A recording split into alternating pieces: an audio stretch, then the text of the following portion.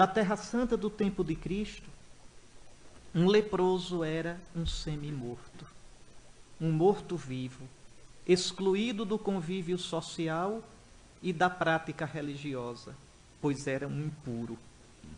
Pela preocupação sanitária e o medo de contágio, a lei de Moisés o excluía da sociedade e do culto como alguém sumamente impuro, porque na sua carne carcomida manifesta-se o avanço contínuo da morte, que de modo tangível e inexorável devora a vida, dom de Deus. Na lei é interessante, a ideia de pureza na lei e de impureza na lei de Moisés não é uma ideia primeiramente moral, é ritual. Jesus é que acaba com essa ideia de impureza e de pureza ritual. Para Jesus, a pureza e a impureza são sempre morais. É o que sai de dentro, ele diz, não o que vem de fora. Mas no judaísmo, a pureza e a impureza, ela é também moral, mas ela tem esse componente ritual. Por exemplo, tudo aquilo que lembre morte torna o homem impuro, impróprio, inapto para o culto.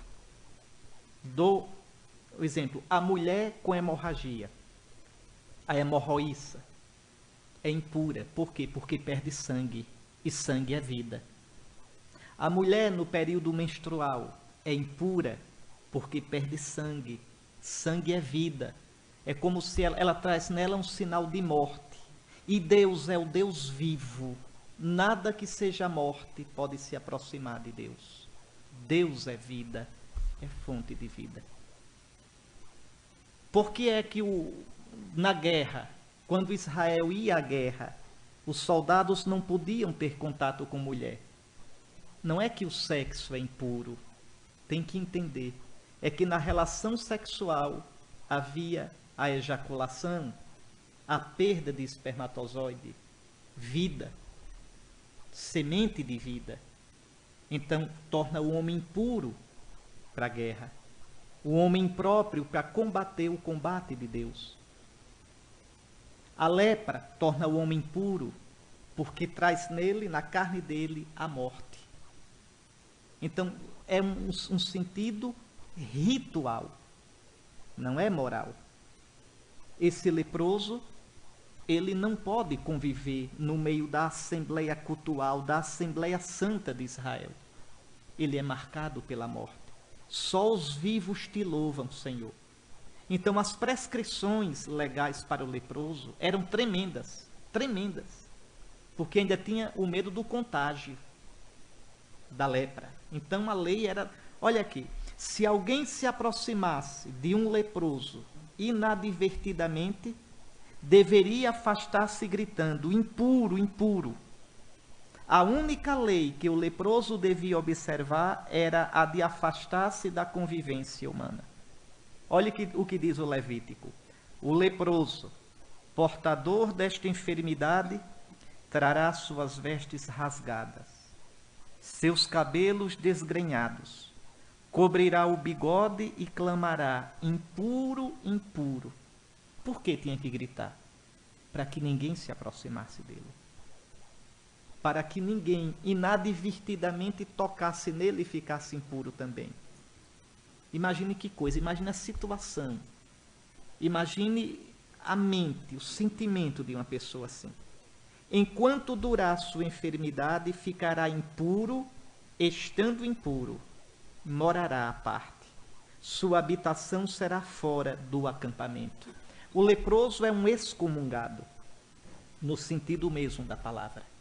Ele está fora do acampamento de Israel.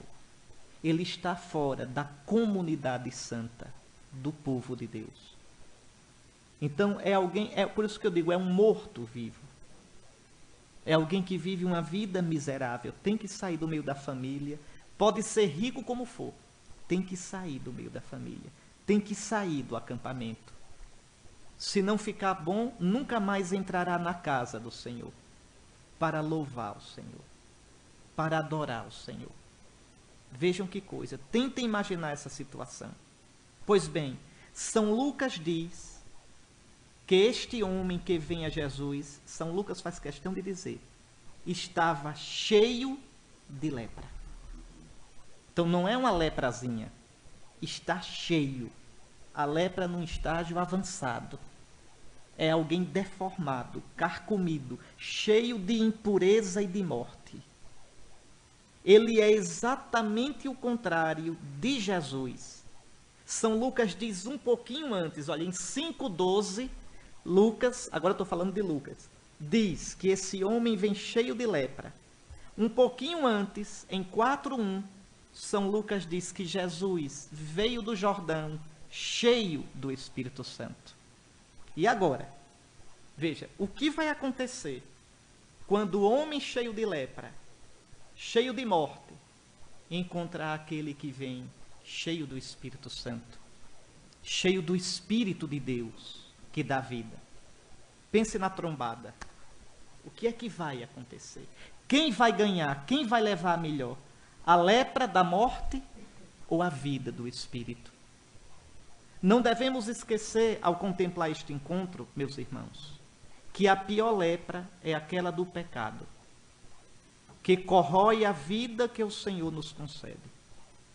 Este leproso está vestido de lepra, como o pecador está vestido do pecado, até que encontre o Cristo.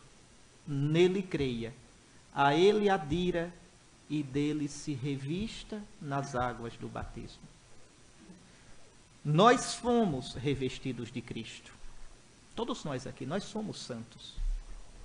Nós não somos pecadores, no sentido ontológico do termo. Nós somos santos. São Paulo diz aos santos que estão em Corinto, aos santos que estão em Éfeso, aos santos que estão aqui neste colégio, neste seminário. Nós somos santos. Nós somos santificados. Santificados. Somos a Assembleia Santa. É bonito aquele gesto na liturgia, depois da apresentação das ofertas, o diácono incensa o sacerdote, o ministro, que é a imagem de Cristo que celebra. Antes, o padre incensou as ofertas, incensou o crucifixo. Observe que ele não faz reverência para as ofertas. Por que não faz reverência para as ofertas? Porque elas ainda não foram consagradas, santificadas. Faz para o crucifixo, que deve, pela norma litúrgica, ter sido abençoado. Mas depois ele faz reverência para a Assembleia. Porque é a Assembleia Santa. A Assembleia consagrada pelo batismo. Povo santo. Então, ontologicamente, nós não podemos dizer que somos pecadores. Quando nós dizemos que somos pecadores, não é no sentido de que vivemos como escravos do pecado. É no sentido em que, sendo santificados, infelizmente, por fraqueza, cometemos infidelidades. É diferente. Não se concebe um cristão vendido como escravo ao pecado. Veja, também não podemos dizer que somos ao mesmo tempo santos e pecadores. Isso é heresia, é protestantismo, é luteranismo. Não, nós não somos santos e pecadores. Isso era heresia de Lutero. Nós somos santos. O batismo nos justificou. Todo aquele que está em Cristo é uma nova criatura. Passaram as coisas antigas, eis que tudo se fez novo. Por isso, o Papa São Leão Magno dizia: cristão, lembra-te da tua dignidade. Lembra-te de que cabeça tu és membro. Cristão, torna-te aquilo que tu és. O que é que tu és? Santo. Então, torna-te santo. São Paulo diz: santos chamados a ser santos. Santos já somos. Somos chamados a viver aquilo que já somos. Então, por exemplo, o tempo da Quaresma. Quando o missal diz: tende compaixão de nós, Senhor, porque somos pecadores.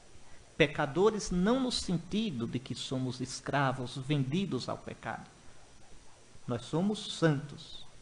Pecadores aqui no sentido em que, sendo santos, experimentamos ainda em nós as contradições, as fragilidades, as incoerências. Nesse sentido. Então, cuidado, porque a palavra pecador aqui, ela é análoga, ela tem dois sentidos. Pecador, o homem que ainda não conhece o Cristo, que ainda por natureza é inimigo de Deus, é fechado para a graça. Essa situação é remediada com o batismo. Crendo em Jesus e sendo batizado, eu me torno nova criatura. O cristão, quando diz que é pecador, é no sentido de frágil. No sentido de que nem tudo ainda em mim está aberto a Cristo como deveria estar.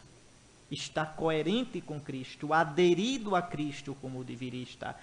O meu coração ainda é terra de missão. Existem regiões do meu coração, regiões da minha existência que precisam se abrir a Cristo. E este é um caminho da vida toda. Enquanto vocês caminharem, estão vivos. O Senhor está com vocês. Enquanto vocês lutarem contra essas más tendências, esse fruto da concupiscência, o Senhor está com vocês. Vocês estão vivos. No dia em que vocês disserem, com malandragem, vou usar uma palavra forte, me desculpem, mas vou usar, com safadeza, com desonestidade diante de Deus. No dia que vocês disserem, é assim mesmo, todo mundo faz, nesse dia, vocês morrem para Nosso Senhor. Nesse dia, vocês merecem escutar o que João Batista diz: raça de víboras. Quem vos ensinou a fugir da ira que está para vir? Quer dizer, quem vos ensinou a dar um jeitinho na consciência para mudar a lei de Deus? Para escapar do juízo de Deus? Raça de cobra venenosa. Vejam bem. Não brinquem com isso, meus irmãos. Não brinquem com isso. Então, a gente tem que ter a consciência sempre iluminada pelo Senhor. Ter a coragem de dizer: Senhor, nisto eu estou errado. Senhor, socorre-me. Senhor, eu sou este leproso.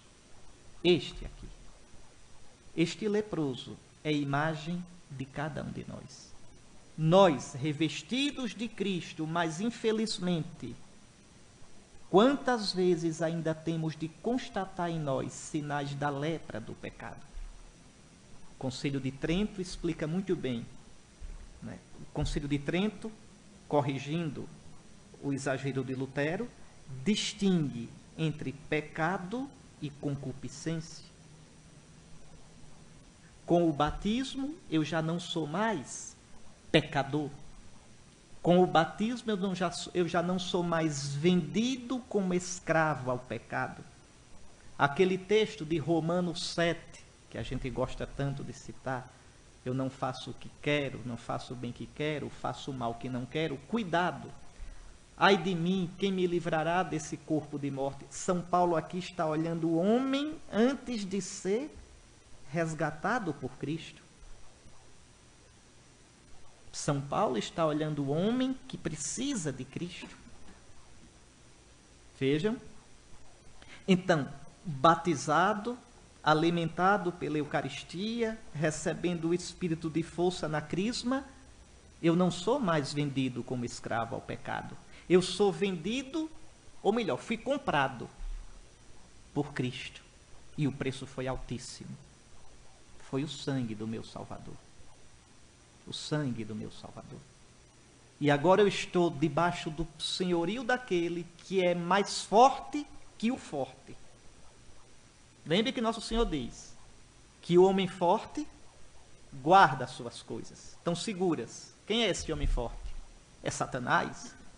O mundo estava bem seguro na mão de Satanás. Mas aí chegou o mais forte que amarra o forte. e leva embora os seus bens. Quem é o mais forte que amarra o forte?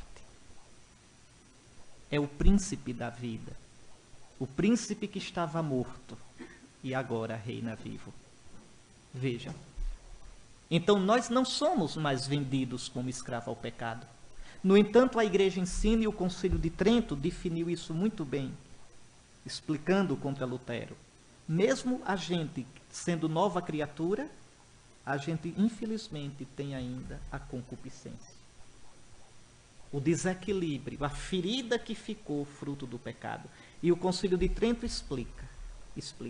A concupiscência que nós sentimos, dizem os padres conciliares, que não é pecado, a concupiscência não é pecado, mas vem do pecado e leva ao pecado.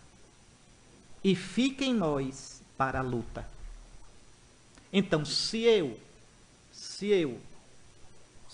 a gente tem, né, as más tendências, a gente tem a tendência para o vício, a gente tem a tendência para coisas desordenadas. Isto é a concupiscência. Ainda não é pecado. É fruto do pecado original, mas não é pecado. A não ser que eu consinta. Então vejam, o cristão tem que lutar contra a concupiscência. Lutar. Para isto, a ascese e para isso, a mística. A ascese e a mística. As duas asas que nos levam para Deus. A ascese, o exercício, né? O exercício para eliminar os vícios e crescer nas virtudes. Sem isso, desistam da vida espiritual. Desistam. É preciso a ascese. O silêncio,